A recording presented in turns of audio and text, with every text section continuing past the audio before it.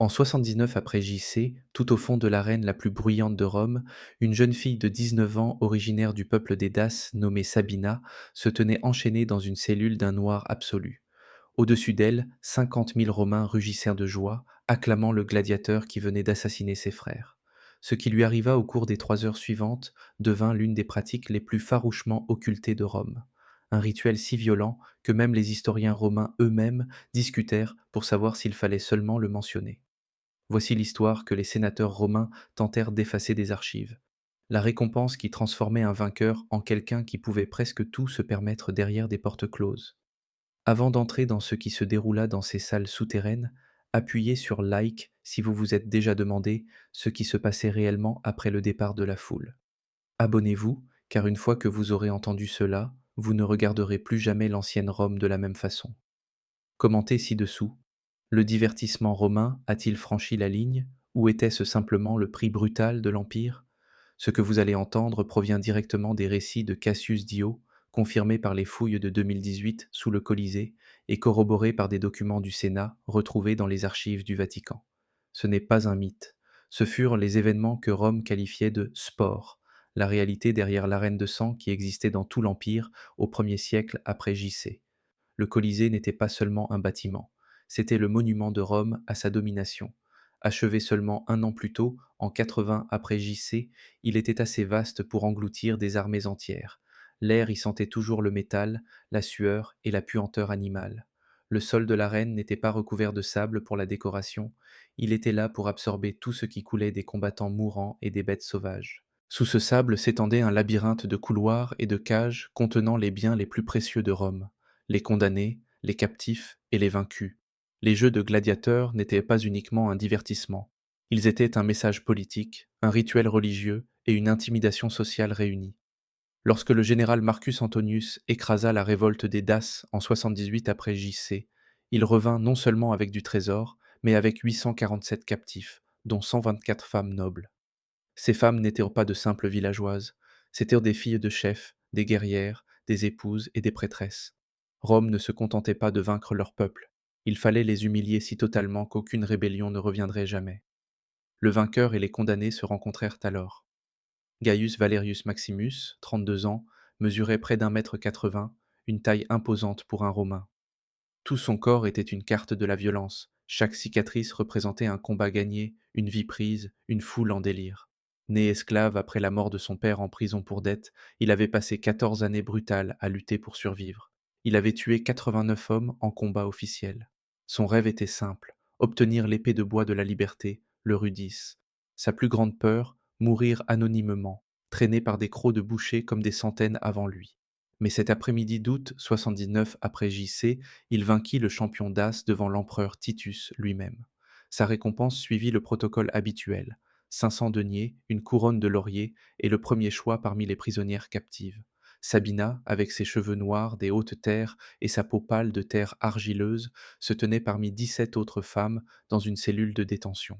Avant que Rome ne brûle son village, elle était fiancée à un guerrier nommé Disabilis, tué par les troupes romaines 3 mois plus tôt. À présent, elle attendait en silence, son monde détruit, son avenir effacé. Elle ne désirait plus rien d'autre que la dignité et la mort. Ce qu'elle craignait le plus, c'était de devenir un divertissement pour la foule qui avait applaudi la destruction de son peuple. Ce matin-là, un garde lui annonça qu'elle avait été choisie pour l'événement de l'après-midi. Elle ne comprenait pas encore ce que cela signifiait. Elle allait apprendre que la version romaine de la miséricorde était bien plus terrifiante que sa cruauté. Il ne s'agissait pas de vies individuelles, il s'agissait d'une guerre psychologique. Rome savait que la conquête physique ne suffisait pas. La véritable domination consistait à briser les symboles d'un peuple, à corrompre ses traditions et à prouver que même les membres les plus protégés de leur société, leurs femmes, appartenaient désormais à Rome. Ce n'était pas une brutalité aléatoire, c'était une déshumanisation ciblée, un message diffusé dans chaque territoire conquis. Résister à Rome est inutile. Perdre contre Rome est absolu. Ce qui se déroula ce jour-là devint si notoire que le Sénat fut bientôt contraint d'agir. À 15 heures précises, alors que les ombres s'allongeaient sur l'arène ensanglantée, le maître des jeux descendit dans l'hypogée, le complexe souterrain du Colisée. Les couloirs sentèrent la pierre humide et la panique. Il s'approcha de Gaius Valerius Maximus avec une tablette de bronze listant les récompenses disponibles. Les mains de Gaius tremblaient encore du combat, l'adrénaline brûlait encore en lui. L'empereur honore ta victoire, récita l'officiel. Selon la tradition impériale, tu as droit aux dépouilles de la conquête. Choisis. Personne là-bas ne savait que ce choix routinier, répété des centaines de fois auparavant, allait déclencher une crise qui atteindrait le Sénat quelques semaines plus tard. La tablette listait les récompenses, de l'or, du vin, une nuit dans un vrai lit ou la Victoria Carnalis, le privilège charnel accordé aux vainqueurs. Pour un homme qui ne possédait rien et pouvait être tué à tout moment, c'était l'un des rares instants où il détenait un quelconque pouvoir. La société romaine non seulement le permettait, mais le célébrait. Pour Rome, les vaincus existaient pour satisfaire le vainqueur. Telle était la logique de l'Empire, perfectionnée au fil des générations. Les préparatifs commencèrent. Dans la zone de détention des femmes, un autre type de préparation se déroulait déjà. Des gardes entrèrent avec des seaux d'eau, non pas pour boire, mais pour laver les prisonnières. Les femmes furent récurées, leurs cheveux peignés, leurs vêtements déchirés remplacés par de simples tuniques. Sabina regardait les serviteurs passer d'une femme à l'autre, les inspecter et noter des détails sur des tablettes de cire. Une femme plus âgée, prêtresse nommée Smoxis, autrefois dévouée au temple du soleil des Daces, murmura la vérité que toutes redoutaient: il nous prépare, soit pour le spectacle, soit pour ce qui vient après. Les préparatifs s'achevèrent rapidement, mais ailleurs dans l'arène, quelque chose de bien pire était en cours de mise en place. Quelque chose qui allait transformer un acte d'exploitation routinier en scandale débattu par les historiens pendant des siècles. Au-dessus d'elle, 50 000 spectateurs remplissaient les gradins pour le divertissement secondaire de l'après-midi. Entre les grands combats de gladiateurs, les organisateurs mettaient en scène ce qu'ils appelaient des interludes, chasses simulées, batailles scénarisées, et ce que les écrivains romains décrivaient poliment comme des reconstitutions mythologiques, qui forçaient souvent les condamnés à rejouer des légendes se terminant par des morts bien réelles. Mais le spectacle du jour comportait une nouveauté, une représentation théâtrale célébrant la domination de Rome sur la honte barbare, l'arène à plat. 20 femmes d'as furent tissées jusqu'à la surface par le système d'ascenseur souterrain, un dispositif d'ingénierie conçu pour faire surgir animaux, combattants et décors par des trappes. Sabina émergea dans une lumière brûlante et une explosion de bruit. Le rugissement de la foule était comme un coup physique. Elle sentait l'odeur de la nourriture rôtie des marchands, le parfum lourd des gradins riches, et dessous l'odeur de fer du sang séché qui cuisait sur le sable. Ce qui aurait dû être une simple exécution fut transformé en une humiliation calculée plus profonde. Les femmes furent alignées, tandis qu'un héros annonçait leur prétendu crime: rébellion, aide à l'ennemi, refus des dieux romains. Puis vint le twist. Elles allaient devoir s'affronter deux par deux avec des épées de bois, vêtues de vêtements déchirés conçus pour les ridiculiser. Les gagnantes seraient revendiquées par les champions de Rome. Les perdantes mourraient. Si ce niveau de cruauté calculé vous choque, appuyez sur like, car ce qui suit montre que ce n'était pas le chaos, c'était la politique, le point de rupture. Des épées de bois furent distribuées. Sabina en saisit une, le bois rugueux écorchant sa paume. En face d'elle se tenait Camasicus, la sœur de Disabilis, celle qui lui avait autrefois appris à tisser et avait chanté lors de ses fiançailles. Leurs regards se croisèrent, la foule hurlait pour du sang. Le maître des jeux leva la main, puis la baissa. Aucune des deux femmes ne bougea. Le rugissement passa de l'excitation à la confusion, puis à la rage. Battez-vous, cria la foule. Des lâches, barbares, déchets commencèrent à pleuvoir avec des noyaux d'olive, des restes de nourriture, tout ce que les spectateurs avaient sous la main. Les femmes ne levèrent toujours pas leurs épées. Ce fut la seule résistance qui leur restait. Le refus. Pendant 90 secondes entières, le plus grand empire du monde fut publiquement défié par deux femmes désarmées qui restaient immobiles. Puis les gardes surgirent. Le drame théâtral se dissolut en violence réelle. Camazicus fut frappé dans le dos avec le plat d'une épée et s'effondra sur le sable. La foule applaudit. Sabina hurla et se précipita vers elle, laissant tomber son épée de bois. Les deux furent traînés hors de l'arène, non pas vers l'exécution, mais vers quelque chose que le public trouva tout aussi divertissant. L'horreur véritable commence dans l'hypogée en dessous. Le moteur bureaucratique de l'exploitation romaine continua de tourner sans hésitation. Un scribe nota dans le registre 20 captives d'origine dace traitées pour attribution post-victoire, 2 résistantes transférées dans des chambres privées pour usage exclusif du champion. Ce qui suivit devint le système de déshumanisation le plus perfectionné de Rome. Des êtres humains réduits à de l'inventaire. Sabina et Camasicus furent séparés, chacune emmenée dans une pièce différente. Petite chambre de pierre avec des bancs, des anneaux de fer scellés dans les murs et des portes qui ne se verrouillaient que de l'extérieur. Elles étaient propres, organisées et terrifiantes précisément parce que tout était planifié. Ce n'était pas une cruauté improvisée. Ces pièces faisaient partie du plan de la reine, aussi délibéré que les cages à lions ou les monts de charge des gladiateurs. À 16 heures, Gaius Valerius Maximus entra dans la chambre de Sabina. La porte s'ouvrit, leurs regards se croisèrent. Il portait encore tout son équipement d'arène, le sang de quelqu'un d'autre éclaboussé sur sa poitrine. Elle était acculée contre le mur du fond, épuisée, désarmée. Entre eux se dressait tout le poids de la loi romaine. Il avait un pouvoir légal total. Elle n'en avait aucun. Elle était classée comme butin, récompense gagnée par le meurtre. L'histoire ne nous dit pas ce que pensait Gaius. Voyait-il une personne? Voyait-il une propriété? Remettait-il en question le système qui faisait de lui à la fois une arme et un prisonnier?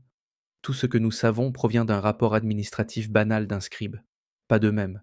Puis l'impensable se produisit. Un acte de rébellion. Gaius ôta son casque, posa son épée de côté et s'assit, la tête dans les mains. Pendant 5 longues minutes, il ne dit rien.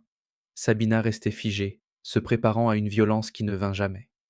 Finalement, il parla dans un das approximatif, une langue qu'il avait apprise d'autres captifs. Comment s'appelait-il? Demanda-t-il. Le mien? Répondit-elle. Non, celui qu'ils t'ont forcé à regarder mourir. Disabilis. Non, celui d'aujourd'hui. Elle secoua la tête. Il soupira. J'ai tué un das aujourd'hui. Ça pourrait être de la famille. Votre peuple utilise souvent ce nom. Ce qui suivit ne fut pas l'agression attendue par Rome. Ce fut une conversation entre deux personnes que l'Empire avait tenté de dépouiller de toute humanité. Gaius parla de son père exécuté quand il avait 9 ans. Sabina raconta comment son village avait été incendié. 2 heures passèrent. Les gardes vérifièrent 2 fois, entendirent des voix, supposèrent que tout se déroulait comme prévu et repartirent. À 18 heures, Gaius Valerius Maximus prit la décision que Rome ne lui pardonnerait jamais. Il se leva, alla à la porte et appela le garde. Cette femme est malade, déclara-t-il, infectée. Je refuse l'attribution, envoyez-la au médecin. C'était la seule faille que le système de la reine autorisait. Si une captive était déclarée malade, un gladiateur pouvait légalement la refuser et la renvoyer au statut de prisonnière ordinaire. Le mensonge était évident. Le garde le reconnut immédiatement, mais la bureaucratie romaine fonctionnait sur des procédures rigides. Contester le choix d'un gladiateur signifiait paperasse, témoins et enquête. Accepter le refus prenait quelques secondes. Sabina fut donc emmenée, transférée à la section médicale. Elle mourut néanmoins 3 jours plus tard d'une simple infection, le tueur le plus courant en captivité romaine.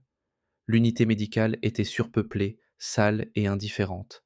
La miséricorde qui l'avait épargnée d'une horreur la livra directement à une autre. Gaius ne la revit jamais. Il combattit encore 2 fois ce mois-là. Il gagna les 2 combats et refusa les récompenses à chaque fois. L'Empire se figea.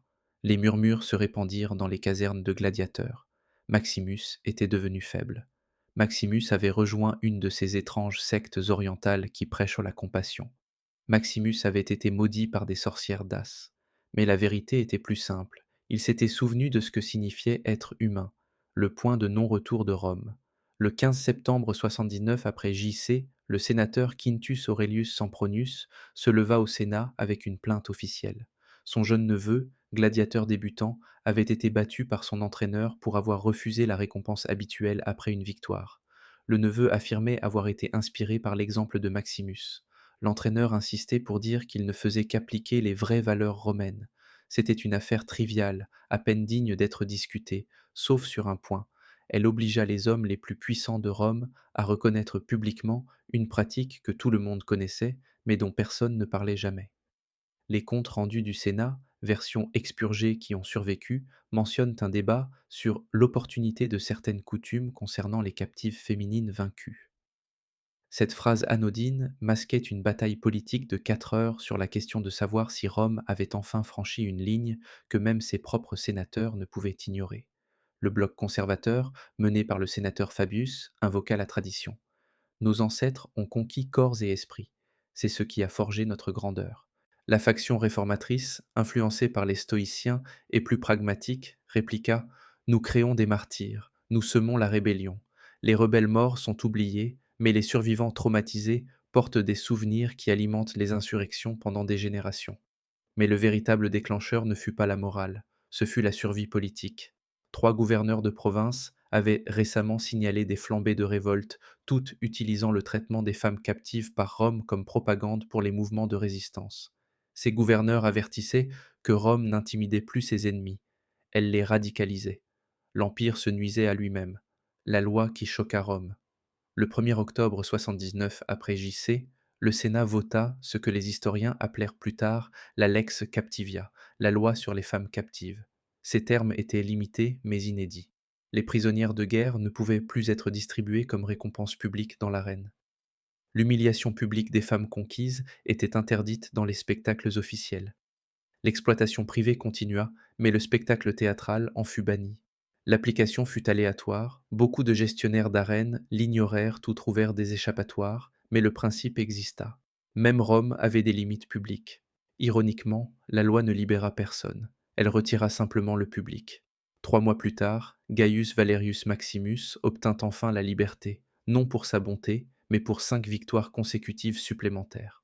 Son dernier acte enregistré en tant qu'homme libre fut d'acheter la liberté d'une femme dace nommée Camacicus. Les archives ne mentionnent que son nom. Les historiens pensent fortement qu'il s'agissait de la même femme qui se tenait aux côtés de Sabina sur le sable de l'arène. Imaginez Gaius réalisant que son unique acte de défi n'avait sauvé une femme que pour quelques jours. Rien de plus. Cela ne changea rien pour les milliers qui l'avaient précédé, ni pour les milliers qui suivraient. La machine était trop grande, trop rentable, trop ancrée dans la culture romaine. Sa rébellion fut une goutte de pluie tombant dans un océan de sang. Imaginez les dernières heures de Sabina, mourant d'une infection évitable dans une cellule exiguë sous la plus grande structure de son époque. Aucun sénateur ne débattit de sa mort. Aucun historien ne mentionna son nom. Dans le calcul moral de Rome, sa souffrance n'était pas assez remarquable pour être enregistrée. La tragédie n'est pas seulement que Rome fut cruelle, la cruauté définissait la guerre antique. La véritable tragédie est que Rome l'industrialisa, la transforma en divertissement, la standardisa avec des formulaires, des chaînes d'approvisionnement et une planification architecturale. Un système si complet que des êtres humains y disparaissaient sans laisser de traces, hormis des griffures sur la pierre. En 2018, des archéologues de l'Université de Rome, dirigés par le docteur Isabella Fortunato, fouillèrent une section oubliée de l'hypogée Est. Ce qu'ils découvrirent n'apparaît jamais dans les brochures touristiques. Un ensemble de petites chambres avec des entraves de fer scellées dans les murs, des canaux d'évacuation taillés dans le sol en pierre, des marques de griffures laissées par des mains désespérées, des fragments de poterie utilisés pour transporter de l'eau ou de la nourriture, des restes de matériaux de couchage écrasés par des années de poids. Le carbone 14 confirma que les pièces dataient de la construction originale de 80 après JC, donc conçues intentionnellement, non ajoutées plus tard. 6 étiquettes de bronze furent retrouvées, estampillées du mot Captiva et datées entre 79 et 82 après JC, les années exactes de la répression des Daces. Ces découvertes correspondaient aux preuves textuelles. Cassius Dio décrivit plus tard des chambres d'attribution pour les femmes conquises. Sénèque y fit allusion de façon vague dans ses lettres. Tacite, habituellement très explicite, resta étrangement silencieux, signe qu'il trouvait même cela trop répugnant pour le relater clairement. Les historiens débattent de la fréquence. Certains affirment que c'était rare, réservé aux grands triomphes. D'autres, face à la construction spécialisée, aux preuves abondantes et aux multiples sources, soutiennent que c'était courant. La vérité se situe entre les deux, pas constant, mais assez fréquent pour justifier une infrastructure dédiée.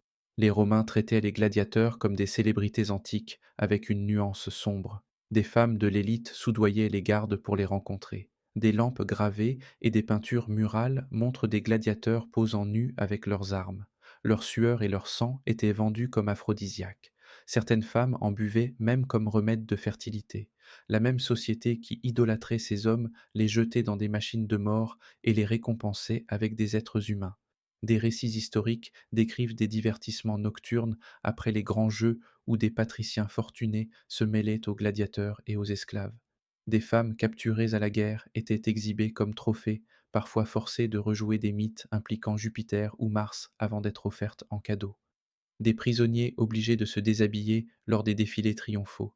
Des victimes attachées à des poteaux pour imiter des mythes avant leur exécution. Des reines ennemies exhibées publiquement avant d'être remises aux généraux. Rien de tout cela n'était accidentel. C'était un message au monde. Rome possède votre passé, votre présent et votre avenir. Les jeux de gladiateurs n'étaient pas aléatoires. Il faisait partie des munera, obligations envers le public. Les organisateurs avaient intérêt à augmenter le spectacle. L'humiliation des captifs devint un argument de vente. L'historien du XIXe siècle Théodore Mommsen appela cela la machine de déshumanisation la plus efficace de Rome. Il voulait dire simplement: Rome ne conquit pas seulement des corps, elle conquit l'identité, la mémoire et le sens. Le fait que nous débattions encore de ces événements aujourd'hui montre à quel point les cicatrices sont profondes. Le film Gladiator de 2000 n'a fait qu'effleurer cette réalité, la laissant dans l'ombre. Et les chercheurs modernes se demandent encore si parler de ces pratiques expose la brutalité romaine de façon responsable ou risque simplement de la sensationnaliser. Mais cela importe parce que cela montre exactement comment une civilisation peut défendre la cruauté par des lois, des coutumes et du divertissement. Rome ne fut pas le seul empire capable d'actes effroyables, mais elle perfectionna l'art de les normaliser, de transformer la violence en rituel et les cris en spectacle applaudi. La vérité plus profonde est la suivante. La ligne séparant civilisation et barbarie n'a jamais été mesurée par les temples de marbre, les routes pavées ou les arcs triomphaux, mais par la manière dont une société traite ceux qui n'ont absolument aucun pouvoir. Rome construisit des aqueducs qui ont survécu 2000 ans, tout en construisant en même temps des chambres sous ces stades où des êtres humains étaient violés aussi nonchalamment que des accessoires de théâtre. Son génie et son vide moral coexistaient sans contradiction. Cela révèle aussi comment le pouvoir déforme tous ceux qu'il touche. Gaius était à la fois victime et instrument, esclave, contrôlé, forcé de tuer pour survivre, mais doté d'une autorité sur quelqu'un d'encore plus impuissant que lui. Le système transformait des gens ordinaires en instruments de cruauté et changeait la souffrance humaine en divertissement alors qu'elle aurait dû susciter l'empathie plutôt que les applaudissements. Cela nous met en garde contre le danger d'utiliser la tradition comme justification morale. Nos ancêtres l'ont fait, devint la réponse de Rome à toute question éthique jusqu'à ce que l'habitude remplace l'humanité et que l'atrocité devienne routine. Et cela pose des questions que nous avons encore du mal à résoudre aujourd'hui. Quelles autres horreurs enterrées gisent sous les monuments que nous admirons? Combien d'attractions touristiques reposent sur des couches de misère oubliées? Quand confronter le passé devient-il nécessaire? Et quand cela devient-il de l'exploitation? Pensez aux derniers instants de Sabina, mourant d'une infection évitable dans une cellule exiguë sous la plus grande structure de son temps. Se demanda-t-elle si quelqu'un se souviendrait d'elle? Imagina-t-elle que 2000 ans plus tard, des archéologues pourraient trouver son étiquette et prononcer à nouveau son nom?